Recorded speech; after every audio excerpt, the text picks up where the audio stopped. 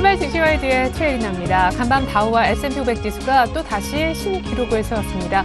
하루 전만 해도 양적 완화 축소 논란 때문에 소폭 하락했었는데 간밤의 분위기가 180도로 바뀌어져 있더라고요. 양적 완화 지지 발언이 연준 고의자들의 입에서 나왔었는데 결국 벤 버냉키 연준 의장의 의회 연설을 앞두고 시장은 이미 양적 완화 지지 쪽에 대한 배팅에 들어갔다고 보여집니다. 어떤 고위 관계자의 발언이었는지 또 누구의 얘기였는지 좀 더 자세하게 짚어보겠습니다. 제임스 블라드 미 세인트루이스 연준 총재군요. 연준이 현재 양적 완화를 지속해야 한다라고 얘기를 했는데요. 그는 앞으로 나올 성장률과 인플레 지표에 따라서 채권 매입 속도를 조정할 수는 있을 것이라며 이같이 얘기했습니다. 한편 윌리엄 더들리 뉴욕 연방준비은행 총재도 연준이 양적 완화를 확대해야 할지 축소해야 할지 아직 입장을 결정하지 못했다고 얘기했습니다. 이에 뉴욕 증시는 다시 다우와 S&P 500 지수가 사상 최고치를 기록하는 등 하루 만에 반등했습니다. 벤 버냉키 연준 의장의 의회 발언을 앞두고 더들리 뉴욕 연준 총재와 제임스 블라드 세인트루이스 연준 총재 양적 완화 지지 발언이 시장에 힘이 된 것이죠. 장 초반 하락세를 띠던 유럽 증시도 반등에 성공했습니다. 영국이 13년 내 고점에 도달했고 독일 증시도 11거래일 연속 상승하며 2005년 7월 이후 가장 긴 랠리를 기록했습니다. 한편 제이미 다이먼 JP모건 체이스 CEO는 기존 시스템과 동일하게 회장직 겸직을 유지할 수 있게 됐습니다. 연례 주총 최종 투표에서 다이먼 CEO의 회장 겸직을 분리해야 한다는 안건에 대한 찬성표가 32.2%에 불과해 부결됐기 때문입니다. 네, 저희가 오늘 1부에서 준비한 소식부터 보여드리겠습니다.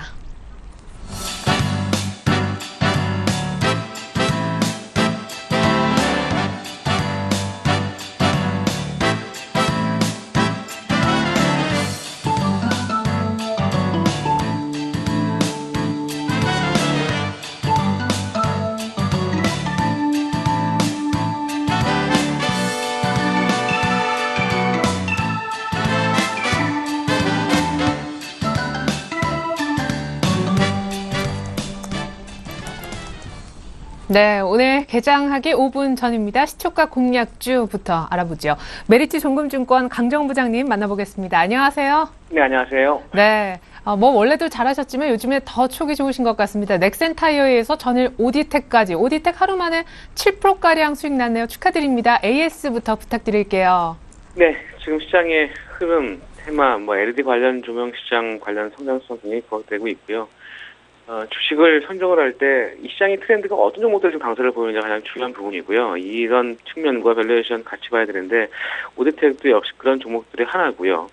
LED 조명 시장 성장성과 밸류에이션, 특히 이제 LED 업체가 엄청난 성장성 프리미엄을 적용받고 있는 상황입니다. 오디텍은 올해 실적 대비해서 지금 PR 13배 정도 수준이 좀 안 되는 수준까지 올라와 있는데 LED 업종은 지금 PR 20배 이상 고성장 프리미엄을 갖고 있는 상황이기 때문에 오디텍 역시 지난번에 서울반도체처럼 다시 한번 매수권을 잡아서 방송 통해서 추천하도록 하겠습니다.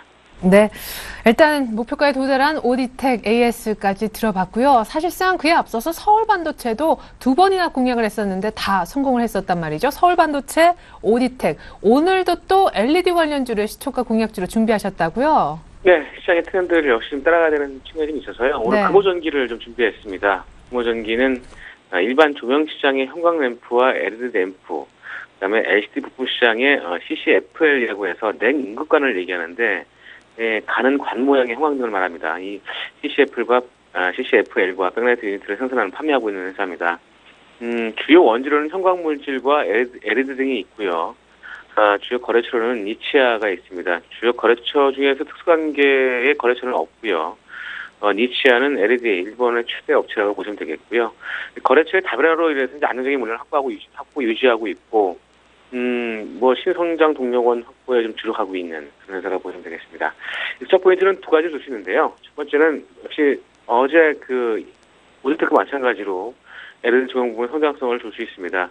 이 금호전기가 이 조명 시장에서는 좀 독보적인 시장 경쟁력을 좀 확보하고 있고요. 최근에도 이 해외 업체로부터 수주를 받기 시작하고 있는 상황입니다. 지난해 12월 달에 미국 DLC 인증을 받았는데 이 미국 DLC 인증은 그 미국 지역 전력 회사와 이 지역 에너지 효율 기구가 엄격한 품질 관리를 성능 시험을 하는 그런 인증을 얘기하는데 인증을 획득했습니다. 그래서 미국 시장에도 LED 조명 판매에 유리한 고지를 좀 확보한 상황이고요. 이 누비마크로를 인수한 게 금호전기입니다. 그래서 LED 패키징 사업과의 시너지 효과를 통해서 이 경쟁력을 좀 강화한 점이 큰 투자 포인트라고 보시면 되겠고요. 두 번째는 중장기적인 실적 호전 기대감인데요. 올해 매출액은 25% 증가할 것으로 전망되고 있습니다. 전체적으로 2,527억을 전망하고 있고 영업이익 33억. 지난해는 적자를 기록을 했는데 올해 턴어라운드를 전망하고 있는 상황입니다. 그래서 이 백라이트 유닛 부분의 안정적인 실적 성장과 더불어서 이 LED 조명을 중심으로 한 이 조명 부분 성장성을 빼놓을 수가 없는 상황이고 영업 손익 측면에서도 이 외형 성장과 원가 개선 이런 부분들이 이제 올해 영업이익을 증가할 것으로 전망되고 있는 상황이고요. 올해보다는 내년도에 장기 성장성이 굉장히 좀 좋은 상황인데 내년도에는 매출액 3,300억을 좀 전망하고 있습니다. 영업이익도 올해 133억을 전망하고 있는데 90% 증가한 250억까지 전망하고 있는 상황이고 순이익도 162억을 전망하면서 올 실적 기준에서는 지금 PER이 40배가 넘는 수준입니다만 내년도 기준 PER 15배 수준이기 때문에 일단은 지금 현 주가 LED 업종의 주가는 올해 실적 전망치에 대한 성장성 프리미엄보다는 내년도에 대한 그런 성장성 프리미엄을 주가에 적용받고 있는 상황이기 때문에 이 중장기적인 어떤 측면에서 금호전기 역시도 시장 트렌드 맞는 그런 종목으로 선정을 좀 해봤고요. 소폭입니다만 최근에 기관도 매수가 조금씩 유입되고 있는 모습을 좀 보여주고 있어서 역시 이런 부분들을 투자 포인트로 제시하도록 하겠습니다. 네, 잘 들었습니다. 또 다른 LED 관련주 오늘 금호전기 공략주로 설명 들어봤습니다. 끝으로 가격 설명 들어보겠습니다. 예, 오늘 시초가 매수가고요. 네. 목표가는 38,500원과 39,000원 사이 밴드를 설정해드리겠고 손절가는 32,500원 하회 시에 수로 대응하시기 바라겠습니다. 네, 거의 전고점 혹은 또 한 번의 신고가 내심 기대하시는 것 같습니다. 금호전기 오늘 또 높은 수익 한번 기대해 보겠습니다. 강정훈 부장님 잘 들었습니다. 네, 고맙습니다.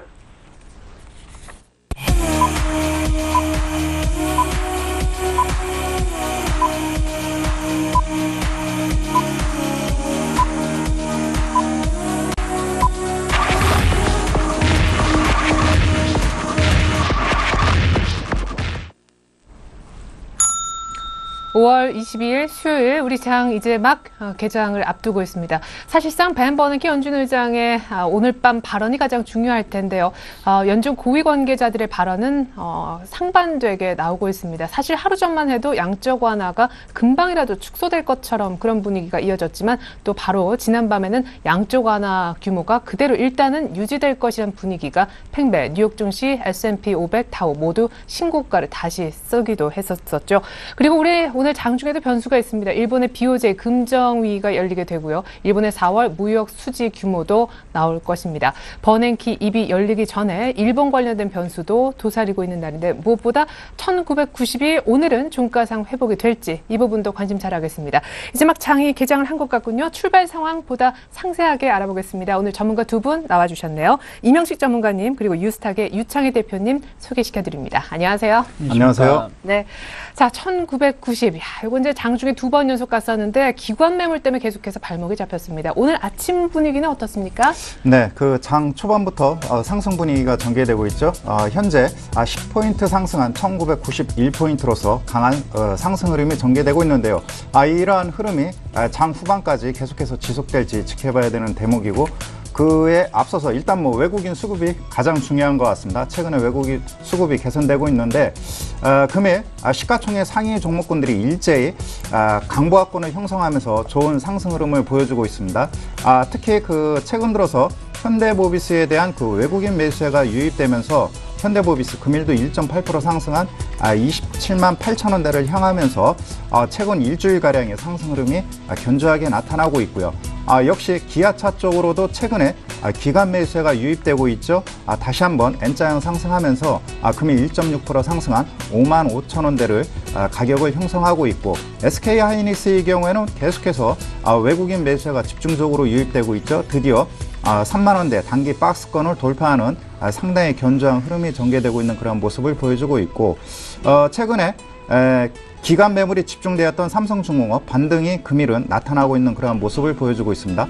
전반적으로 시가총액 상위 종목부터 하위권까지 고른 그러한 상승 흐름을 보여주면서 업종 불문 없이 상당히 견조한 흐름이 전개되고 있고 현재 업종별 상승 흐름을 보면은 전 업종에 걸쳐서 일제히 상승 흐름이 전개되고 있기 때문에 특별히 약세 국면이 전개되고 있는 그러한 그 업종 지수는 없고요.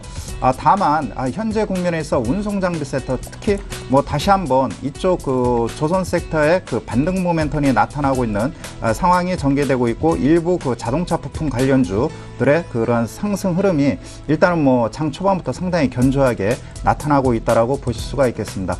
금일 같은 경우 의외로 상당히 견조한 흐름이 지속될 가능성이 매우 높은 그런 하루라고 보실 수 있겠습니다. 네. 자, 코스피가 또 1990을 개장가로 보여줬고요. 이번엔 일본 니케이의 상황을 한번 살펴야겠습니다. 곧바로 개장과 동시에 일본의 4월 무역 수지도 공개가 되는데, 니케이의 오늘 개장가도 조금 기록적입니다. 0.39%, 0.4%가량 소폭이지만 상승을 추가로 하면서 이제 15,400라인까지 진입했습니다. 계속해서 역시 최고치 경신을 이어가고 있는 일본 증시 분위기 출발 상황 통해서 전해드렸고요.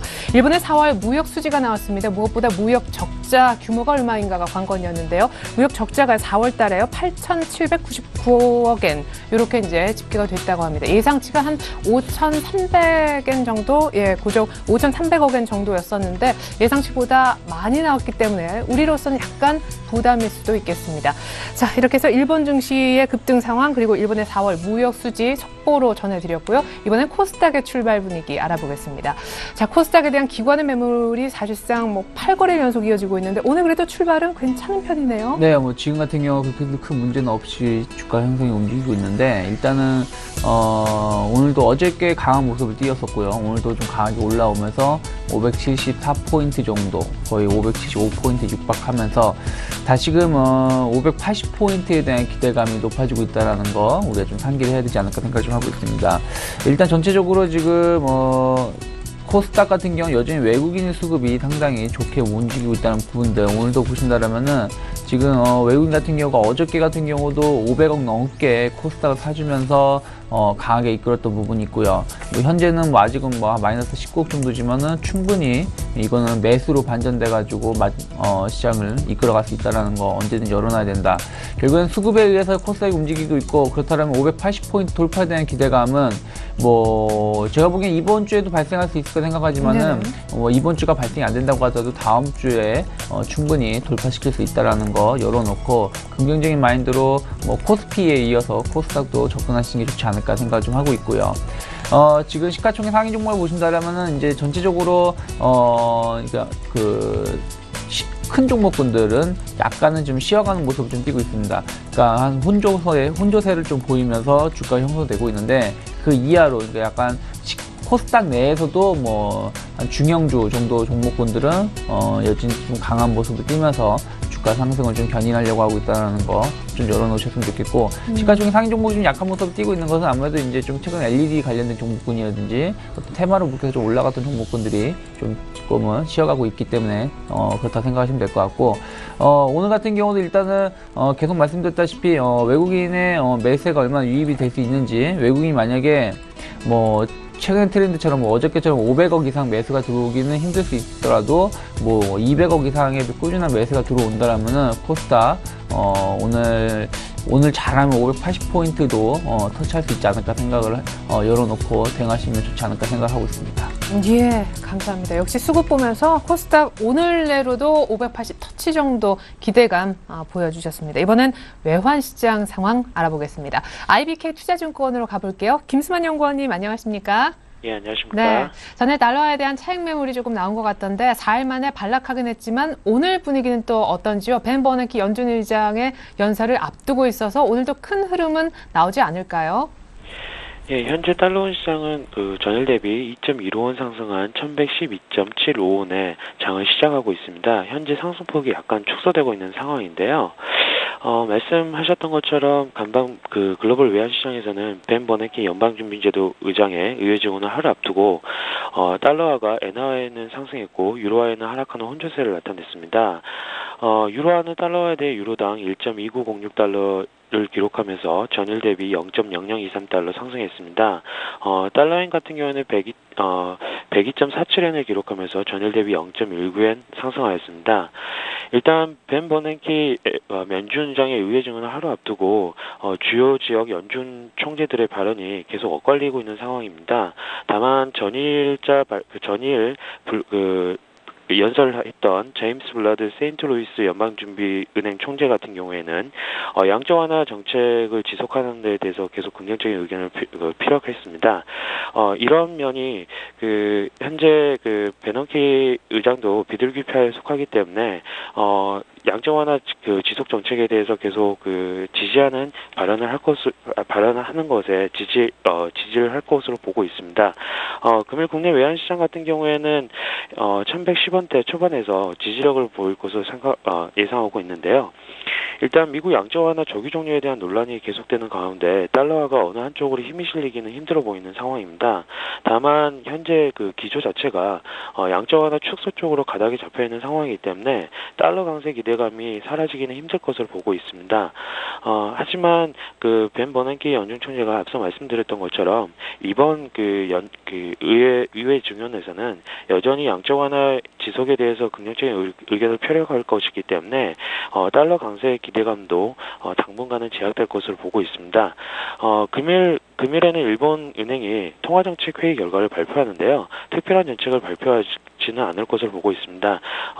요새 최근 문제가 되고 있는 일본 국채시장의 변동성을 억제하는 방법에 대해서 좀 정책을 내놓을 것을 보고 있는데요. 다만 오늘 회의 결과에 따라서 엔달러 환율이 크게 움직일 것을 보고 있지 않기 때문에 그에 따라서 달러 환율도 큰 움직임을 보이지는 않을 것으로 예상하고 있습니다. 따라서 금일 달러 환율 레인지는 1108원에서 1117원을 예상하고 있습니다. 네, BOJ 이후에도 큰 영향은 없겠군요. 감사합니다. 지금까지 IBK 투자증권 김수만 연구원과 얘기 나눠봤습니다. 잘 들었습니다. 감사합니다.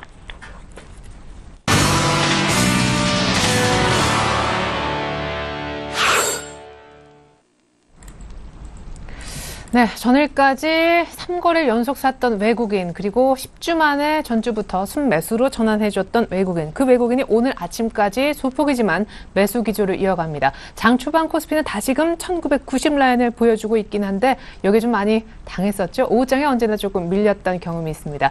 이런 분위기 속에서 버냉키 의장의 연설은 아직 하지 않았고 일본도 뭔가 이벤트가 진행 중입니다. 고수들의 작전 타임 들으실 시간이 온 것 같네요. 오늘 만나보실 고수는요, 한국밸류 21에 계시는 이득호 대표님이 되겠습니다. 대표님 안녕하세요. 반갑습니다. 네, 오늘 좀 애매한 날인데 버냉키 연준 의장의 입이 열리기 전이라 뭔가 좀 적극적으로 투자하기는 어려울 것 같다는 생각도 듭니다만 어떤 전략 세워보면 좋을까요? 네, 일단 최근에 코스피 시장이 지속적으로 고점만 좀 경신해 놓고 안착하지 못하는 흐름이 나와주고 있죠.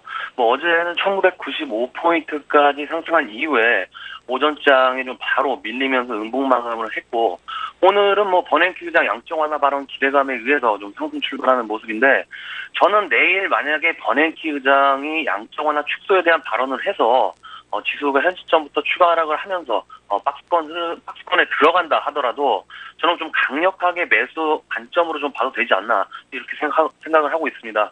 그리고 그동안의 외국인들의 뱅가드 물량을 중심으로 외국인들의 매도가 좀 나왔는데 현재 70% 이상 소화가 됐기 때문에 수급상 서서히 개선이 되고 있다는 점, 그리고 무엇보다 중요한 것이 현재 1990선에 안착은 못하고 있지만 기술적으로 저항 돌파를 지속적으로 시도하고 있다는 점이 우리 증시를 긍정적으로 좀 봐도 되지 않냐 이렇게 생각을 하고 있습니다. 그래서 현 시점부터 좀 강하게 좀 매수를 해서 하반기를 노리는 롱런의 전략이 맞지 않냐 이렇게 판단하고 있고요. 경기 민감주들이나 낙폭과대 주식들도 서서히 관심을 가져야 하는 시점이 아닌가 좀 이렇게 생각을 하고 있습니다. 그리고 일본 BOJ 쪽도 오전 12시경에 좀 나올 예정이니까 잘 지켜보시기 바라겠고요. 코스닥 시장은 어제도 외국인들이 600억 원 가까이 매수에 나서주면서 현재 21선을 지지하면서 351선 타고 상승하는 추세의 모습으로 좀 바뀐 모습이죠. 중소형주들 위주로 상승이 좀 나와주면서 상대적으로 눈치를 본 코스피 시장하고 양상이 좀 다른 모습으로 상승하고 있는데, 일단 뭐 코스닥 시장은 현재 579포인트 정고점이죠. 이 정고점을 경신한 날부터 캔들이 음봉이 4개가 좀 나와줬기 때문에 이번 21선에서 이번 상승에 이 정고점을 돌파하는지 체크하는 것도 중요한 부분이다. 좀 이렇게 말씀을 드리겠고요. 여전히 뭐 시장보다는 종목이라고 좀 볼 수 있겠죠. 오늘도 한두 종목을 좀 들고 나왔는데, 말씀드리기 전에 지난 시간에 추천드렸던 게임빌, 이 게임빌이 급등을 하면서 최근에 좀 좋은 흐름을 이어가고 있죠. 실적 악재를 기점으로 터닝이 될 수 있다라고 좀 말씀을 드렸는데, 그제도 한 6%, 어제도 한 1% 정도 상승을 하면서 외국인 기관 동시 순매수가 나와주는 모습인데, 이 종목은 12만 1,000원 정도, 이 정도의 상당히 좀 강한 매물벽이 좀 있기 때문에 이 부분을 돌파 안착을 하는지 확인하시고 수익 실현하시기 바라겠고요. 오늘 첫 번째 종목은 라이브 플렉스입니다. 이 라이브 플렉스는 예전에 한번 소개해드린 적이 있었죠. 모바일 게임과 아웃도어, 레저 부분을 생산하는 업체인데, 이번 연도에 2월경에 실적 정정 공시한 이후에 주가가 3,000원대부터 1,700원까지 하락을 했었고, 그동안의 박스권에 갇힌 모습이었는데, 이 박스권을 돌파할지가 상당히 관심사라고 좀 말씀을 드렸었죠. 일단 바닥은 1,700원에서부터 800원대 강하게 지지를 해주면서 저점을 높이고 있는 상황이기 때문에 이 박스권을 돌파를 해준다면 추가 급등도 가능한 모습이다. 그래서 관심을 가져보시라고 했었는데, 어제 일단 1차적으로 시도가 한번 나와주었죠. 외국인들이 약 15만 주 정도 매수를 해주면서 상단 2,100원대의 강한 저항을 맞고 떨어졌지만 돌파 시도를 계속 지속적으로 해주고 있는 모습인데, 일단 이 2,100원의 돌파가 상당히 중요하다고 좀 볼 수 있겠고요. 그동안 이 라이브 플렉스가 모바일 게임 사업에 투자 진행을 하면서 상당히 공을 들인 걸로 알고 있는데, 신성장세가 상당히 좀 빠르게 진행이 되고 있는 부분이고, 아웃도어 쪽도 뭐 최근에 보시면 거의 트렌드라고 할 만큼 사람들의 관심도가 좀 높은 분야이기 때문에 그 가치만 놓고 본다면 이 라이브 플렉스는 투자할 만한 기업이 아닌가, 좀 이렇게 생각을 하고 있습니다. 그래서 이 2,100원대의 저항을 돌파를 한다면 돌파 이후에 눌러줄 때 야금양 패턴으로 매수가 가능해 보이고요. 다음은 일진 디스플레이입니다. 이 일진 디스플레이는 그동안에 갤럭시 S4 출시 기대감으로 인해서 주가가 17,000원대부터 23,000원대까지 올라왔었죠. 하지만 4월 중순 때부터 기관들의 지속적인 매도로 인해서 주가 고점 대비 20% 가까이 빠진 모습이고, 기관들의 매도를 외국인들이 그대로 좀 받아주면서 1분기 실적이 최대치로 나온 이후에 주가가 안정을 되찾는 모습으로 좀 바뀌는 상황입니다. 현재는 2분기에 대한 실적을 좀 기대하고 있는 상황인데, 일단 포토 장비를 도입을 새로운 평택 공장에 대한 기대가 상당히 큰 상황이죠.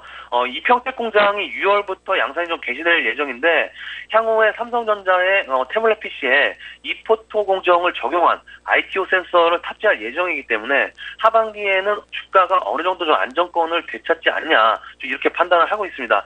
그래서 이 일진 디스플레이도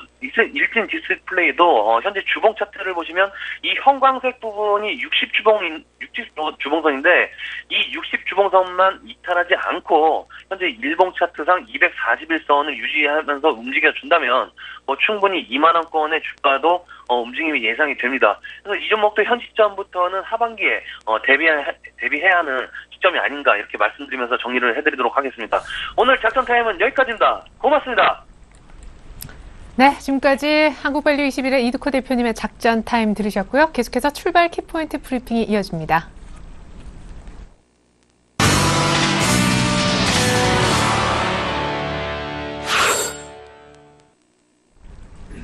네, 외국인 선물까지 소폭이지만 매수로 돌아서서 현 선물 동반 매수해주고 있고요. 코스피는 개장가 1990 라인 지켜주는 상황입니다. 기관의 코스닥의 매수가 보여지고, 오늘 외국인들이 코스닥은 일단 매도하고 있지만 코스닥도 574, 5선 정도에서 괜찮게 움직이고 있습니다. 이제 거래소 그리고 코스닥 특징주, 특징 그룹군 한번 알아보도록 하겠습니다. 오늘도 CJ그룹주가 이틀 연속 부진하고 CJ는 점점 낙폭이 커지는 듯한데요.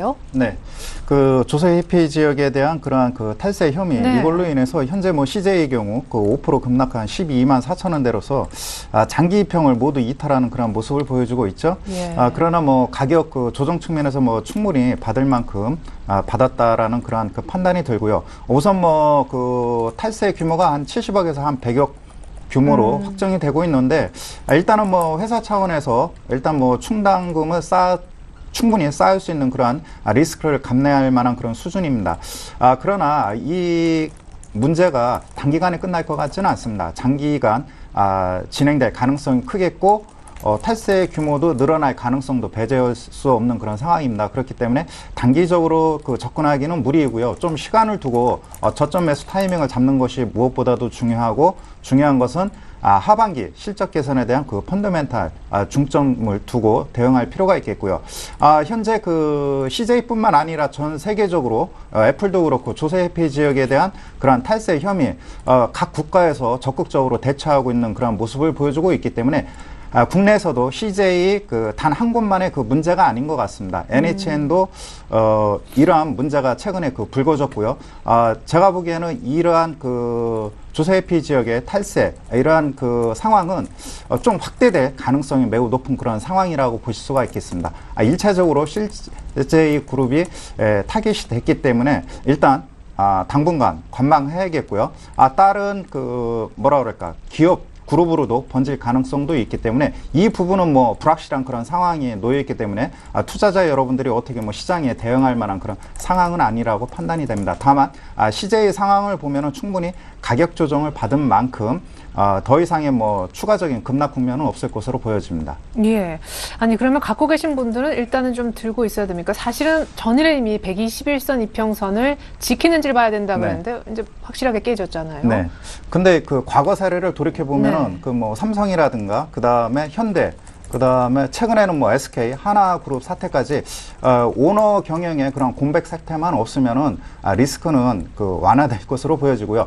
최근에는 뭐 비상경영 체제를 많이 한 그런 경험이 있기 때문에 이러한 뭐 위기 사례는, 그러니까 경영 리스크에 있어서는 뭐 크게 대두될 만한 그런 그 어려움은 없고요. 과거 사례를 보면은 그 펀더멘탈이 개선되면은 이러한 문제는 단기간에 해소되는 그런 상황이 많았습니다. 그렇기 때문에 펀더멘탈 개선 요인에 중점을 두고 대응할 필요가 있겠고요. 일부 종목군들의 경우는 혹시 뭐 저점 밀수 기회로 다가올 가능성도 매우 높기 때문에 너무 뭐 부정적으로 볼 필요는 없다라고 보여집니다. 네. 반면에 강세를 띠고 있는 일부 종목이 있는데요. LG 이노텍이 4% 가까이 급등, 한진해운 쪽도 좋고, 이 밖에 쌍용차, 기아차, 그리고 자동차 부품주들 오늘 모두 강세네요. 네. 그 LG 이노텍의 경우에는 뭐 최근 들어서 그 2분기 그 턴어라운드에 대한 그러한 그 실적 호조세가 가파를 것으로 보여집니다. 최근에 뭐 LED 관련주가 크게 급등하다 보니까 이쪽 부분에 대한 그 메리트가 배가 되면서 크게 상승하고 있는데, 금일도 뭐 한 4.3% 가까이 10만 원대를 안착하는 그런 모습을 보여주고 있죠. 그만큼 일단은 그 LG 이노텍의 경우 기업 회생이 일단은 뭐 확실하게 이루어졌다라고 볼 수가 있겠고, 금일 뭐 급등해서 좀 부담스러운 그런 상황이긴 하지만 2012년도 그 펀드멘탈의 그 단기 급락이 나타났던 그 시점 11만 원대를 돌파하기 위한 과정이 계속해서 이루어지지 않을까 이렇게 판단이 되고요. 단기적으로 뭐 접근하기에는 부담스러운 그런 상황이라고 보실 수가 있겠고, 반면에 SK 하이닉스 계속해서 신고가 경신이 나타나고 있는 그런 모습을 보여주고 있죠. 네. 자동차 섹터 중에서 그 쌍용차의 경우에는 최근 들어서 뭐 저가주의이긴 하지만 인도에서 마인드라가 적극적인 그런 투자를 재개하고 있고, 네. 최근에 그 신차가 판매가 호조를 보이고 있습니다. 이에 따른 그런 경영 정상화 과정이 단기간에 빠르게 주가에 반영되고 있고, 역시 뭐 추격 매수하기는 부담스러운 그런 상황이라고 보실 수가 있겠습니다. 왜냐하면 국내에서는 뭐 내수 시장 점유율이 현대기아차가 독점하고 있는 그런 상황 속에서 수입차의 그런 경쟁이 현재 치열하기 때문에 쌍용차의 경우에는 경영 정상화에 대한 기대감, 이쪽 수준에서 일단 주가가 적정하게 형성되고 있다고 보실 수가 있겠고, 기아차의 경우에는 그런 것 같습니다. 유럽 시장에서 최근에 자동차 판매가 호조를 보이고 있는데, 네. 현대기아차의 경우 뭐 유럽 시장에서는 선전하고 있거든요. 의외의 그런 상황인데, 이러한 부분이 긍정적으로 반영되는 것 같고, 수급 차원에서 기관 쪽에서 저가 매수세가 최근에 유입되고 있습니다. 이러한 요인으로 인해서 다시 57,000원대를 향한 흐름이 전개되고 있는 그런 상황이라고 볼 수가 있겠고, 중요한 것은 그 현대모비스인 것 같습니다. 최근에 그 외국인 매수세가 수급이 개선되고 있는데, 최근에는 그 저가 매수세가 현대모비스 쪽으로 집중되고 있죠. 금일 소식에 의하면은 뭐 혼다라든가 르노, 삼성 쪽에서 국내 그 자동차 부품을 구매하겠다는 그런 의사가 나타났죠. 이러한 배경 요인에는 최근 엔화 약세가 지속됨에도 불구하고 아직까지는 자동차 부품 이쪽 시장에 있어서는 한 20-30% 정도의 국내 기업들이 가격 경쟁력을 갖고 있기 때문에 네. 해외로 수출하는 그 일본 완성차 업체들의 경우에도 품질 좋고 값싼 그 제품을 쓸 수밖에 없는 그런 상황인데, 국내 자동차 부품 회사들이 이러한 수혜를 볼 가능성이 매우 높은 상황이라고 볼 수가 있겠고, 최근 그 자동차 섹터가 약세를 보임에도 불구하고 코스닥 시장에 상장되었던 성우 하이텍의 주가 차트 흐름을 한번 보면은 완성차 업체들이 엔화 약세로 인해서 변동성을 보이는 그런 기간에도 금년도 3월 내내 상당히 견조한 흐름을 보이면서 다시 한번 정고점을 돌파하는 흐름을 보여주고 있습니다. 그만큼 현재 그 국내 그 자동차 섹터들의 경우에는 중국, 유럽 이쪽 그 특화된 시장에서 선전하고 있다라고 보실 수가 있겠습니다. 네. 이번엔 코스닥에 있는 특징 좀 한번 보겠습니다. 오늘 상한가 혹은 하한가 시작부터 급등락하는 종목들이 있는 것 같은데 이 부분 먼저 정리해 보겠습니다. 보르네오가 전일 하한가였는데 오늘도 이틀 연속 하한가. 두성 엔지니어링과 그러나 로켓 전기는 상한가. 어떤 소식들이 있습니까? 네, 오늘 뭐 종목군들이 뭐 지금 급등락을 연출하고 있는 종목이 많아요. 그러니까 네. 시장이 약간 방향성을 좀 아직 보여주지 못한 상황에서 테마주 혹은 뭐 개별주의 성격이 좀 움직여 보이고 있는데, 보르네오 같은 경우가 이제 대표자의 배임 횡령 얘기가 나왔죠. 그러다 보니까 지금 하한가를 지금 기록하고 있는데, 지금 뭐 이 회사 같은 경우는 뭐 상장 폐지 얘기까지 나오고 있는 상황이었기 때문에, 그런 상황에서 대표자의 배임 횡령 얘기가 나왔기 때문에 뭐 어제에 의해서 오늘도 좀 하한가, 뭐 추가적인 하락을 열어놓고 대응하셔야 된다라는 거 좀 열어놓고 대응하셨으면 좋겠고요. 네. 뭐 이거 갖고 계신 분들은 뭐 지금 팔 수 없기 때문에 뭐 내일이라도 만약에 오늘 혹은 장중이라도 하한가가 풀린다라면은 일단 손실을 좀 만회하셨으면 좋겠다라는 거 말씀드리고 싶고요. 여러 가지 이슈가 있는데 일단은 액면 분할한 종목군들이 한 2개 있습니다. KT 서브마린하고 태평양물산이 네. 액면 분할을 해가지고 오늘 상한가를 기록을 하고 있는데, 액면 분할했다는 것 자체는 호재는 아니에요. 다만 유통 주식수가 늘어날 수 있다라는 기대감이 있을 뿐인데, 그런 것이 예를 들어서 내가 한 주를 갖고 있던 사람이 10주가 되기 때문에 거기서 좀 주식을 좀 팔아가지고 유통 주식수가 늘어날 수 있다는 기대감인데, 이게 과연 팔지 안 팔지 아직 모릅니다. 그냥 단순한 기대감으로만 지금 이제 상한가를 기록하고 있다라는 거, 좀 실적하고 액면 분할하고 전혀 관계가 없기 때문에 이런 네. 걸 쫓아서 매매하기는 뭐 쉽지 않기 때문에 좀 주의를 유하기를 좀 부탁드리고요. 네.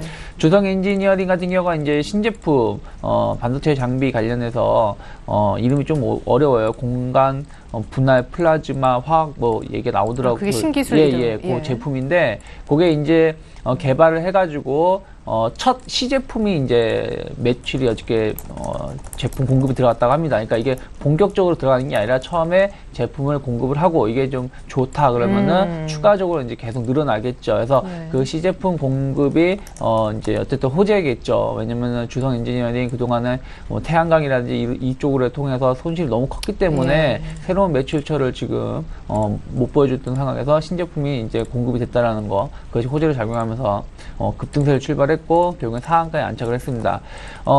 조금 좀 지켜봐야 될 부분이 있어요. 왜 그러냐면 이것이 뭐 본격적인 매출이 늘어나는 것은 아직은 확인해야 될 부분이 있기 때문에 오늘 장중 혹은 내일, 그러니까 오늘 만약 장중에 윗꼬리가 발생하지 않고 그냥 상한가로 안착을 한다라면은 내일도 한 5에서 한 6% 추가 상승이 가능하지만은 오늘 만약 윗꼬리가 조금 나온다라면은 조금 체크를 하면서 대응할 필요가 있지 않나 생각을 좀 말씀드리고 싶고요. 네. 승일 같은 경우가 이제 살인 진드기 얘기가 좀 나왔죠. 그러다 보니까 뭐 사망자 수도 나왔고, 근데 다만 정부 정책에 대해서도 어떤 얘기도 좀 불안한 상황이 좀 있죠. 그러다 네. 보니까 승일 같은 경우가 이제 그 컨베트 이러한 곤충들을 잡아주는 그걸 예방해주는 제품을 판매를 하는데 거기에 대한 이제 기대감 작용하면서 어저께도 급등세, 오늘도 이제 상한가를 올라가고 있다는 부분들. 다만 이제 이러한 부분들이 뭐 엄청나게 매출을 증가시킬 것이냐, 뭐 일시적으로 증가시킬 수 있겠지만 예전에 네. 뭐 진다라면은 뭐 손 소독하는 제품이 그런 것들 일시적으로 매출이 증가했었지만은 그 이후에는 또 뭐 시들시들해졌다는 거. 그렇다면은 좀 추격 매수는 좀 확인을 하면서 대응하셨으면 좋겠다는 거 말씀드리고 싶고요.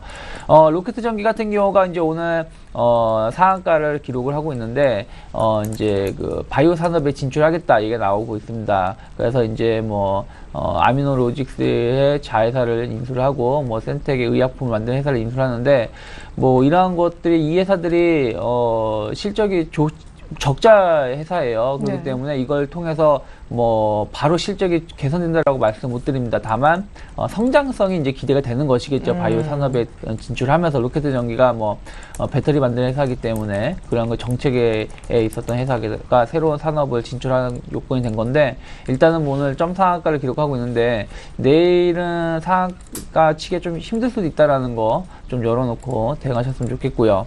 기타적으로 이제 또 보신다라면 이제 뭐 아모텍 같은 경우도 실적 개선에 대한 기대감을 계속 작용하면서 다시 신고가 52주 신고가 연출하면서 오늘도 5%대 강세를 띄고 있다라는 거 긍정적인 흐름을 좀 띄고 있고요.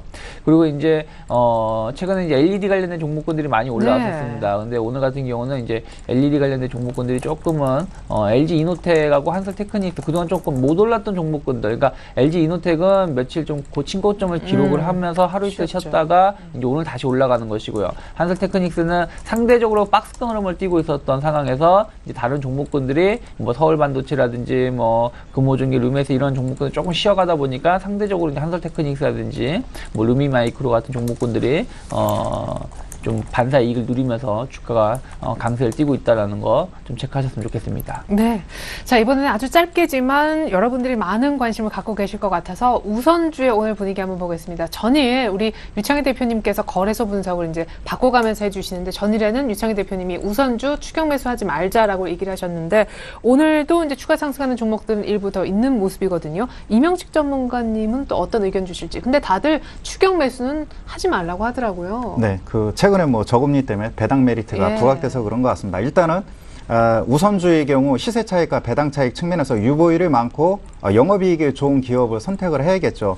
금일은 뭐 중소형주 우선주보다도 대형주 우선주에 대해서 한번 살펴볼까 합니다. 차트를 보시면은 현대모비스 우선주 거래대금이 많지 않습니다. 그럼에도 불구하고 금일 그 현대모비스가 상승하다 보니까 동반 상승하는 그런 모습을 보여주고 있죠.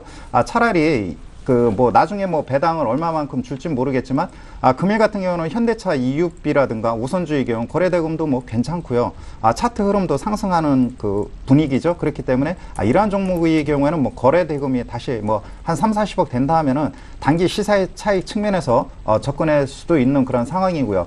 최근에 그 삼성전자 우선주 100만 원 부근까지 상승했다가 눌림목 조정을 받고 있거든요. 이왕이면은 삼성전자 우선주라든가 대형 그런 그룹의 그 우선주 쪽으로 관심을 돌리는 것이 필요하겠고, 저도 예전에 뭐 그 삼양제네스 우선주라든가 한국유리 우선주 배당주 과거 오래전에 많이 했었는데 거래대금이 너무 부족합니다. 그래서 그 주가가 빠질 때는 빠져나오기 힘들거든요. 그러니까요. 그렇기 때문에 일단은 펀드멘탈이 개선돼 가지고 거래량이 적다 하더라도 장기 상승 모멘텀이 있을 때 그때 접근하는 것이 필요하겠고, 현재는 그 대형주 우선주로 짧게 대응한다면은 6월달 중간 배당하는 업체들의 그 배당 차익도 생길 수 있고 단기적으로는 뭐 시색 차익도 챙길 수 있으니까요. 대형주 우선주 쪽으로 접근해 볼 필요가 있다라고 여겨집니다. 네, 감사합니다. 이렇게 해서 저희가 특징주 어느 정도 대응법까지 챙겨본 것 같습니다. 전일 수급 특징주 보고 오늘장 조언까지 확인해보죠. 네, 전일 거래소에 대한 외국인들의 매매가 먼저 나오고 있습니다. 3일 연속 순매수해서 화제를 뿌리기도 했었는데 산 종목이요. 현대모비스가 탑이었습니다. 아주 규모가 많지는 않았지만 그리고 오늘 신고가 내고 전일부터 3만 원대 완전히 뚫어준 SK하이닉스 두 번째로 담았고 SKT 그리고 NHN 어제 태양광 반사익 기대로 조금 올랐던 OCI도 외국인들이 사주었습니다. 하지만 현대차는 또 사지 않았네요. 삼성전자도 정리, 기아차도 정리했습니다. 자, 그렇지만 기관도 사실상 이틀 연속 매도를 했었죠. 오래간만에 매도 매도하고 전일까지 계속 정리했었는데 LG 일부 IT그룹주는 정리했습니다. 삼성전자 팔았고 모비스를 기관은 팔았는데 또 기관은 현대기아차를 모두 샀군요. 공통적으로 SK하이닉스가 동반 매수세를 받은 것 같습니다. 더 자세한 분석 들어볼게요. 네, 그 전일 같은 경우 외국인과 기관의 손바뀜이 확실하게 나타났죠. 이제 좀 자동차가 가는 걸까요? 일단은 뭐 그 최근 들어서 연기금이 중소형주 그 차익 매물이 그 저가 대형주 쪽으로 이동을 했습니다. 네. 아무래도 뭐 그 기관 쪽에 자금이 이쪽 그 저가 대형주 최근에 뭐 경기 민감주라든가 최근에 낙폭이 컸던 종목으로 이동하는 게 여실히 나타나고 있다라고 볼 수가 있겠고 외국인과 기관들에 있어서 자동차 섹터는 다소 손바뀜이 나타나고 있죠.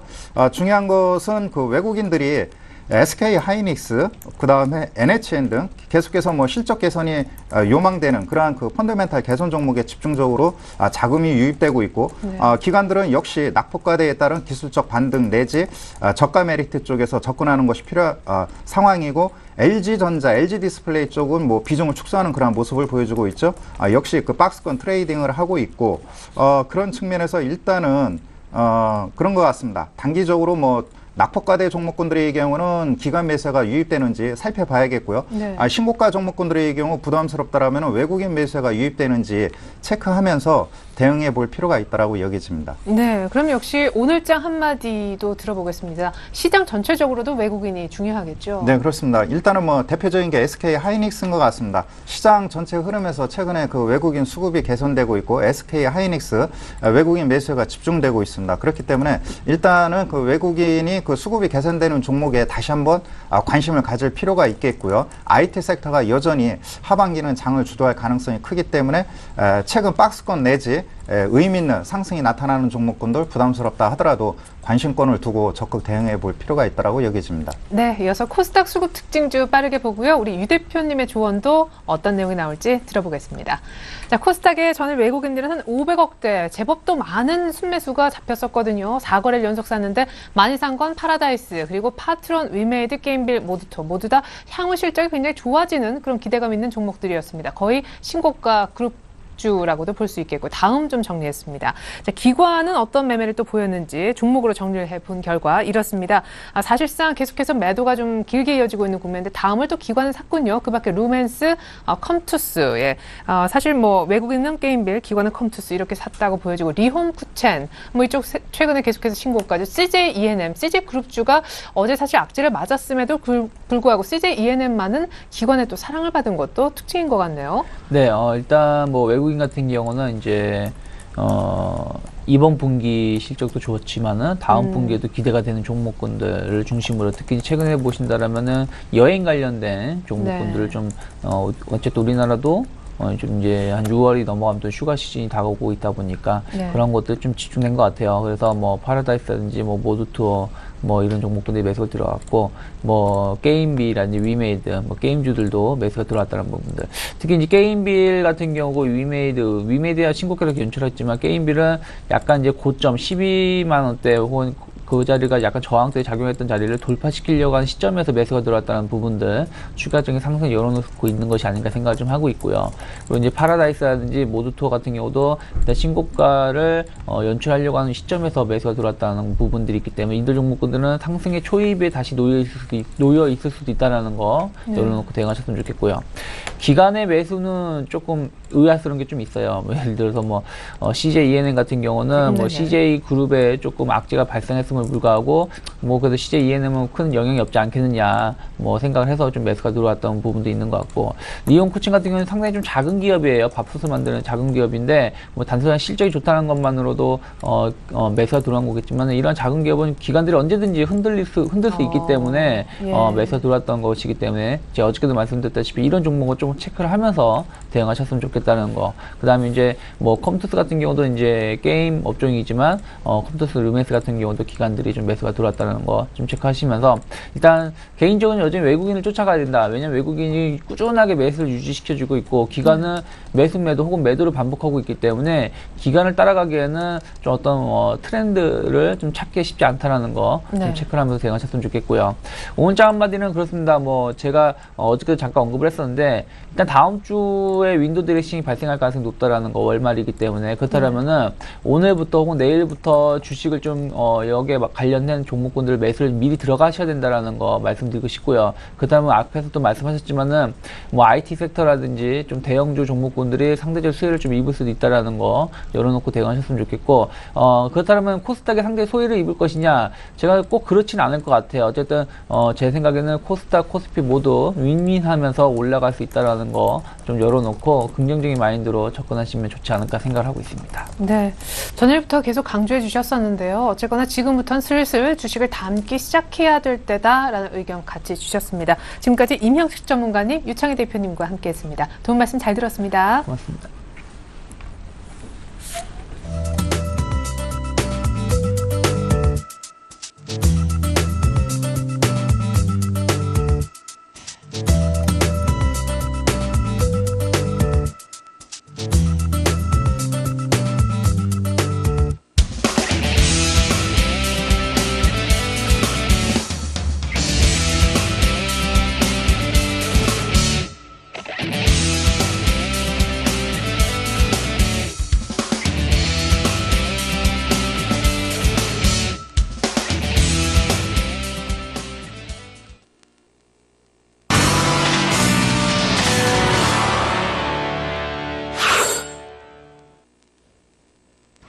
안녕하세요. 주식승천 AS센터 김혜영입니다.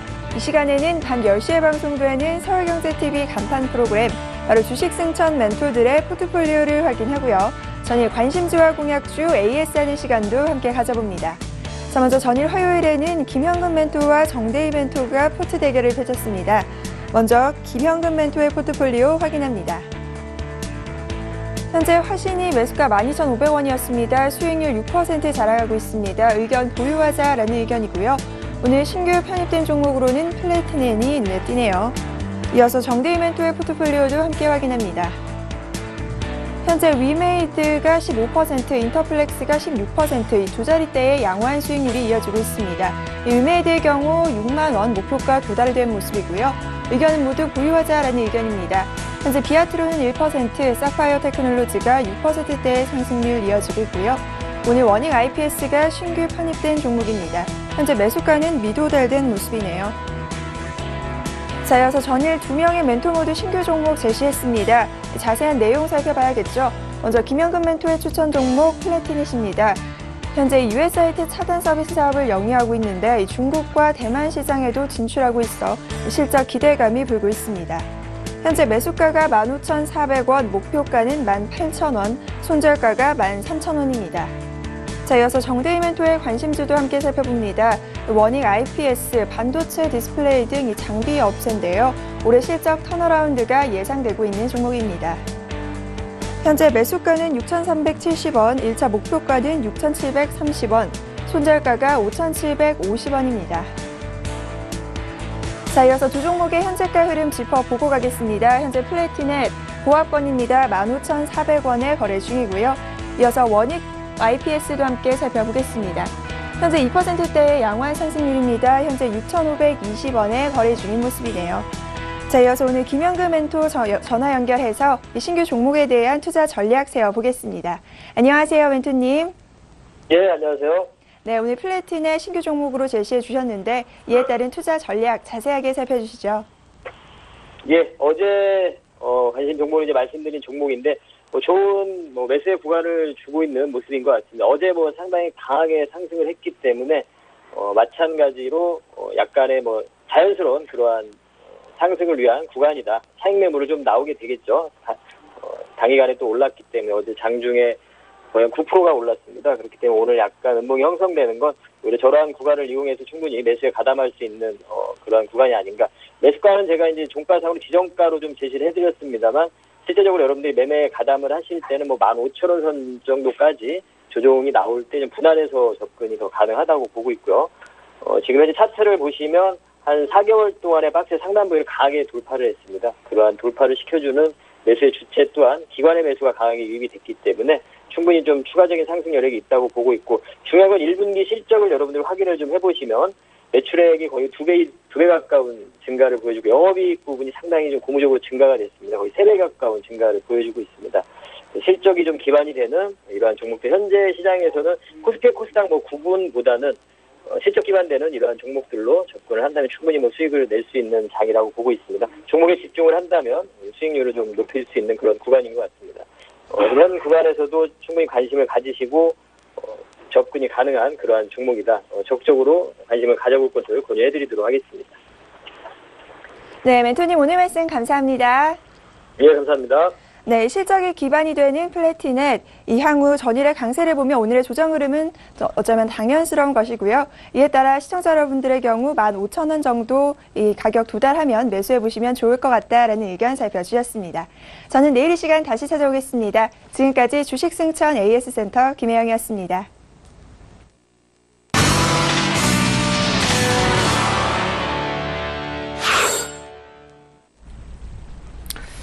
어제 1990이 또 반납이 될 것 같습니다. 아직 플러스고 1990.05 가리키고 있긴 한데 조금 불안합니다.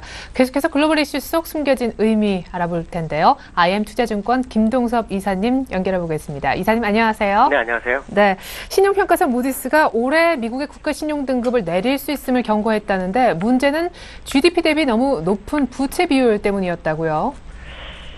이게 좀 생각을 해봐야 될 문제죠. 왜 그러냐면 2011년도에 S&P에서 미국의 국가 신용도를 강등시켰던 요인 중에 하나가 바로 이 부채 상한 한도를 증액하는 데 있어서 정치권의 해답이 바로 없었기 때문에 나타난 현상이었거든요. 근데 이번에도 그 얘기를 지금 무디스에서 하고 있죠. 그 당시에는 무디스가 신용 등급을 유지했지만 이번에도 부채 상한에 대해서 협상을 이루지 못하면 상당히 좀 어렵다라는 얘기를 하고 있는데요. 미국의 국가 부채가 정말 많습니다. 지금 그 16조 7천억 달러 정도 되고 있는데 국가 채무 법정 한도가 16조 3,940억 달러거든요. 그러니까 실제로 그 오버된 상황이죠. 이런 모습을 본다면 미국에서 그 국가 부채 상한을 좀 늘려야 되거나 영구적으로 그 한도를 제한 자체를 없애버리거나 둘 중에 하나를 해야 되거든요. 제가 볼 때는 이번에 정치권에서는 아마 좋은 결과를 좀 가져오지 않을까 싶습니다. 왜냐하면 학습 효과에 의해서 다시 신용도가 강등되게 되면 주가가 엄청나게 빠질 거라는 것을 아마도 그 정치권에서는 알고 있을 거라고 생각을 한번 하셔야 될 것 같고요. 지금 그 미국의 신용등급 그 강등에 대한 그 시점은 아마도 9월 이후 가능성이 높습니다. 왜냐하면 정부에서 미리 확보해놓은 돈이 상당히 있어서요. 9월까지는 쓸 돈이 있다고 합니다. 그래서 아마도 이 얘기는 9월 이후 얘기가 되겠지만 그 전에 미리 마무리를 한다면 시장에는 상승 모멘텀이 될 것이고요. 만약에 마무리를 못한다면 시장에는 약간 흔들리는 재료가 될 수도 있다라는 생각을 해봐야 될 것 같습니다. 네, 한편 사상 최고치를 계속 경신하고 있는 미국 뉴욕 증시, 특별히 S&P 500 지수에 대한 전망치 상향 조정 움직임도 잇따르고 있는데 우리 김동섭 이사님도 올해 S&P 500 전망치를 한 1,800 정도 얘기하셨지만 골드만삭스는 한술 더 떠서 2년 내 2,100선까지 오를 수 있다고 얘기를 한 모양이에요. 저는 이제 1,800이라고 정한 것은 아니었고요. 네, 그 이상? 그 당시 예. 1,715 정도로 제시했는데 그거로는 말이 안 되고 최소 80에서 100은 더 가야 된다라고 해서 1,800을 제시해드렸었는데요. 저는 사실 1,800보다는 좀 높은 자리를 보고 있습니다. 2,100까지는 안 보고 있고요. 2,000을 전후 정도까지만 보고 있습니다. 그리고 이 2년 정도가 아니라 저는 내년 4월 정도까지 바라보고 있고요.